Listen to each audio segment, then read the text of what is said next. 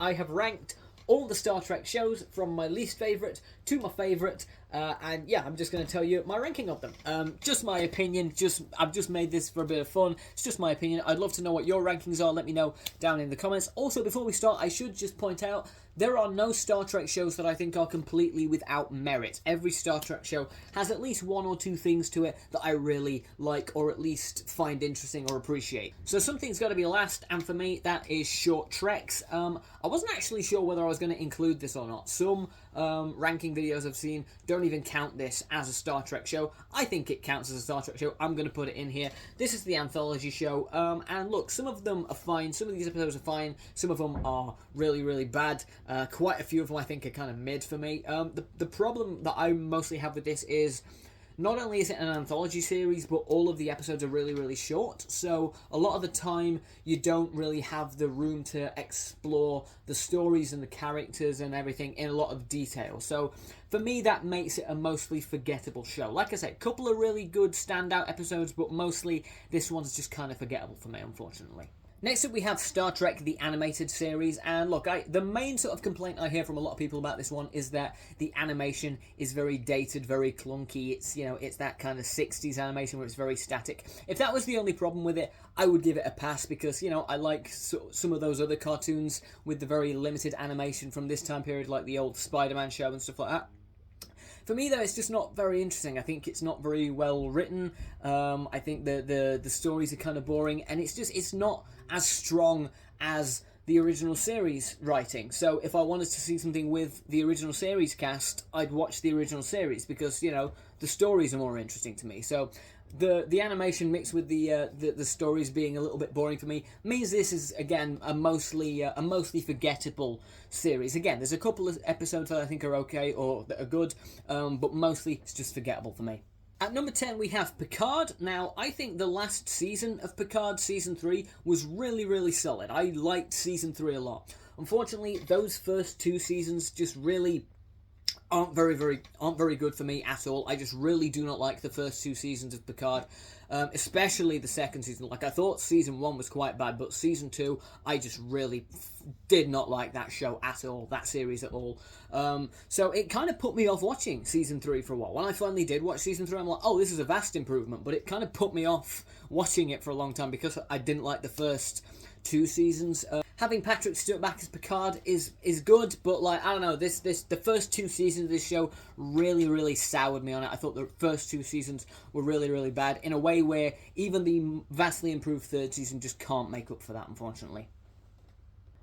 Next up, I've got Star Trek Discovery, and here's the thing: there's quite a few shows in the Star Trek universe where people will kind of go, where fans kind of look at them and go, the first few seasons are a bit rough, but then when it gets going, it really kind of picks up some steam. I feel like Discovery's the opposite. I really liked the first season of Discovery. I thought the first season was phenomenal. Really, really good. Second season was still good. Not as good, but still good. But then the third, fourth, and fifth season, as it went on, it just lost me. It just kind of started to go off the rails a bit, and the longer it went on, the less I liked it, unfortunately. So those first two seasons were really good, but the rest, I didn't care for it. At number 8, we have Star Trek Prodigy, and this is a pretty fun show. This is more of a kind of, for younger audiences, this is more like a YA show, I would say. But it's quite fun. I like the characters. The animation looks good. I like that Captain Janeway is in it as well. So some good stuff here. Obviously, I'm not really the target audience. It's more aimed for younger viewers. But as a YA kind of Star Trek adventure show, I think it works pretty well.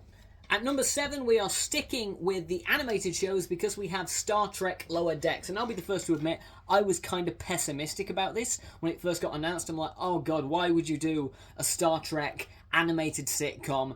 But you know what? It proved me wrong. I think it's a fun show. The humour doesn't always land for me, which is why it's as low down as it is, but the characters are really good in this. I think the idea is quite charming. The animation is really, really cool. And yeah, mostly the characters, for me, make up for the times when the humour kind of lets it down for me slightly. Again, sometimes the jokes really work, sometimes the humour really lands, but sometimes for me, the humour is a little bit hit and miss for me personally, so that's why it's as low down as it is, but character-wise and story-wise, really big fan of it. Number 6, I've got Enterprise, which I feel like this one's underrated. I feel like this is a really underrated show.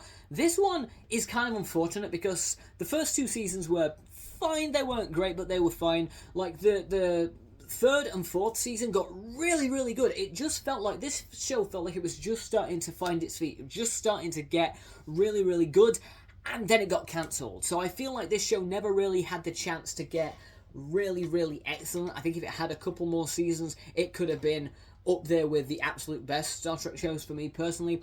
Has its problems. It's not a perfect show. Again, those first 2 seasons aren't great, but you know what? I think this is a fun show. I think this gets a lot of, not even hate, I just feel like a lot of people don't really rate this one. But I kind of like it. It's a fun show. So now we get to the top 5, and at number 5 I have Star Trek Voyager. Now this for me is kind of my comfort show in Star Trek. If I've had a bad day and I'm in the mood for some Star Trek and I just want to, watch a couple episodes, usually I'll go for Star Trek Voyager. It's a fun, easy show to watch, I think. The reason why it's this low down is because this is the one where I've never really felt inclined to kind of binge watch this. If I watch like sort of Next Gen or original series, I'll go in sometimes with the intention of just watching 1 or 2 episodes and then end up binge watching it. I've never really had that with Star Trek Voyager. I'll watch 1 or 2 episodes and I'm like, yeah, that was fun. I'm kind of done with this now though. I'm going to move on and do something else now. So it's a fun show to dip in and out of. I love Captain Janeway, I love Seven of Nine, I love a lot of the other kind of supporting characters, but for me it doesn't have the same binge watch factor that the shows above it have. So I feel happy putting it at number 5 as a solid comfort show. At number 4 we have Strange New Worlds, my favourite of the modern Trek shows. This for me is really what I kind of wanted modern Star Trek to be, where it still feels like like a classic Star Trek show. It still has a lot of those kind of themes and ideas, and it still has the vibe of a classic Star Trek show, just with modern production values, modern special effects and pacing and action sequences and stuff like that. Really like the characters in this. I think Captain Pike is great. Like all the characters. I think the episodic format works for this. Again, that kind of calls back to older Star Trek shows. I don't always love episodic storytelling, but I think it really works for this show in particular. And yeah, it's just a really solid modern Star Trek show, and I really, really dig it. Number 3, we got the original series. Some people look at this show and go, it's dated. The special effects are dated. I love old school sci-fi, so the dated effects have never been a problem for me. I mean, I watch classic Doctor Who, so wonky looking special effects are fine by me. I like the cast here. This is just a solid sci-fi show, really, really good. Like all the main sort of central cast. For me, some of the stories, particularly in that 3rd season, aren't that great, and that's why I kind of put it this far down. And just, it's not a comment on this show, but I find that my top 2 shows, I'm more often in the mood to watch them than I am the original series, so that's why that's at number 3. But I really like Kirk and Spock and Bones and all those guys, so it's a good show. At 2, we have Next Generation. Look, I basically agree with the main sentiment of this, which is those first couple of seasons are kind of rough, but once it hits its stride, oh boy, does it hit its stride. I really like the cast in this. I really like Picard. I think Picard is great. I think Riker's great. The whole cast in general are really fun, and this was, the first attempt at modernising Star Trek, and I think it did a really good job of that. I think it's a really, really solid show. Like a lot of it. Some of the best episodes of Star Trek, some of the best stories in Star Trek are in The Next Generation, and it is fantastic. But it's not quite my number 1, because my number 1 favourite Star Trek show is Deep Space Nine. I mean, of course it is. I'm literally wearing a shirt of it, and this is not even my only Deep Space Nine t-shirt. I love this show so much. I like the fact they kind of moved away from the episodic style into a more kind of serialized format. I like that. You've got more kind of depth in character arcs and story arcs and stuff like that. I think this is the absolute best cast of characters in a Star Trek show. Love that. I love the setting of Deep Space Nine. I think it's fantastic. Some really great storytelling here, some really dark storytelling at times, some really mature storytelling at times. I think a lot of people kind of see this as kind of the super serious Star Trek show, but it has some fun moments as well, some moments of levity. I just love this show. It is my Star Trek show, and no matter how many times I watch Deep Space Nine, I'm always impressed with it. I never ever get bored with it. So yeah, Deep Space Nine, pretty much always going to be my favourite. Also, Captain Sisko. Fucking love Captain Sisko. He's awesome. Yeah, like I say, probably my favourite cast of Star Trek as well. Like, all of the characters in this really, really work brilliantly for me. So, that's my ranking of the Star Trek shows. Let me know yours down in the comments if you want.